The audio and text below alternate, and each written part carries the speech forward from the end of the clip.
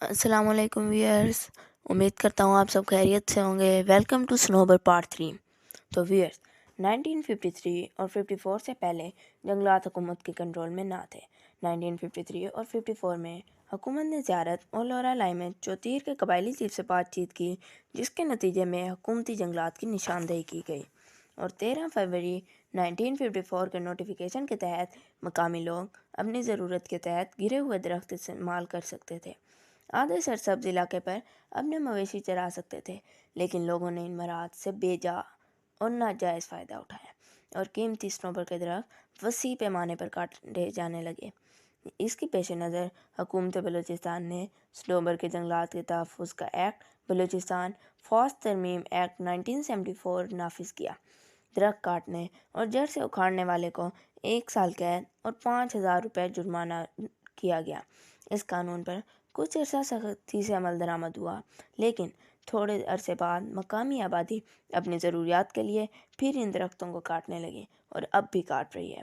1970 سے 80 کے عشرے میں وسیع پیمانے پر عمارتی لکڑی آگ جلانے، زراعت کے لیے اور گھروں کو بنانے کے لیے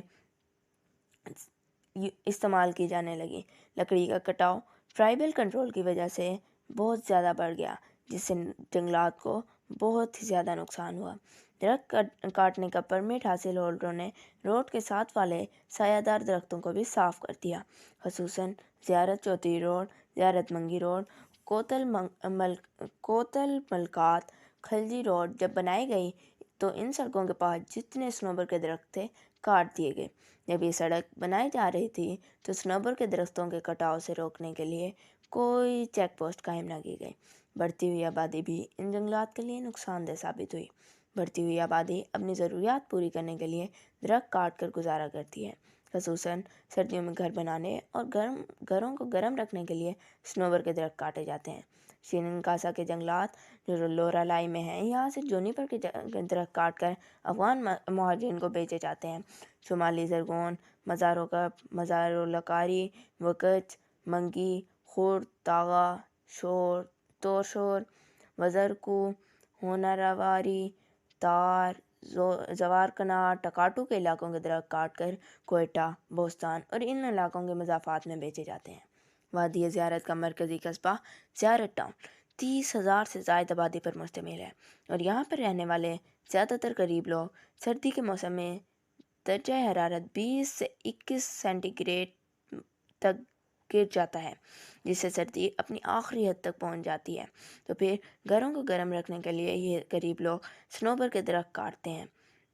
جونیپر کے کٹاؤ کو روکنے کے لیے چند سال پہلے وزارت ماحولیات نے ایندھن کے لیے جونیپر سیف سلنڈر اسکیم متعارف کرائی تھی۔ اس اسکیم کے تحت مکینوں کو کم قیمت پر گیس سلنڈر مہیا کیے جاتے تھے۔ اس اسکیم کی وجہ سے صنوبر کے جنگلات کے کٹاؤ میں کچھ کمی ہوئی تھی، لیکن یہ مسئلہ اس کا مستقل حل نہیں ہے۔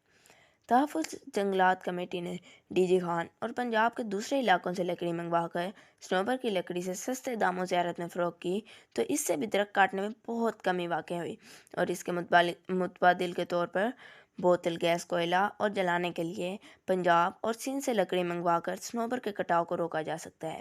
صنوبر کے علاقوں کے لیے گیس کا مخصوص کوٹا مقرر کیا جائے اور اسے کوئٹہ سے متعلقہ علاقوں تک گیس پائپ لائن کے ذریعے پہنچایا جائے۔ اس گیس پائپ لائن کی حفاظت بھی کی جائے، کیونکہ جو سلنڈر ان علاقوں مثلاً زیارت میں سپلائی کیے جاتے ہیں، ان کی سپلائی صحیح نہیں ہوتی۔ یہ سلنڈر درمیان میں مہنگے داموں افغان مہاجرین کو فروخت کر دیے جاتے ہیں۔ ڈوڈک آئل کمپنی نے چند سال پہلے 110 ٹن LPG کی پیداوار شروع کر دی ہے۔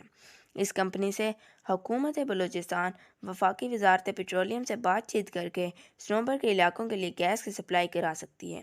صنوبر کے جنگلات کے نزدیک جتنے بھی لوگ رہتے ہیں، انہیں مختلف امور کے لیے لکڑی کی ضرورت رہتی ہے، اور عمارتی لکڑی منگوا کر سستے داموں فراہم کی جائے، اور اگر عمارتی لکڑی باہر سے نہیں منگوائی جا سکتی تو صنوبر کے علاقوں میں گھر بنانے کے لیے لکڑی کے استعمال پر پابندی لگائی جائے، اور اس کے متبادل ان علاقوں میں لوہے کا عمارتی سامان مناسب داموں پر فراہم کیا جائے، تاکہ ہمارا قومی ورثہ جو کہ صنوبر کے جنگلات ہیں محفوظ ہو سکیں۔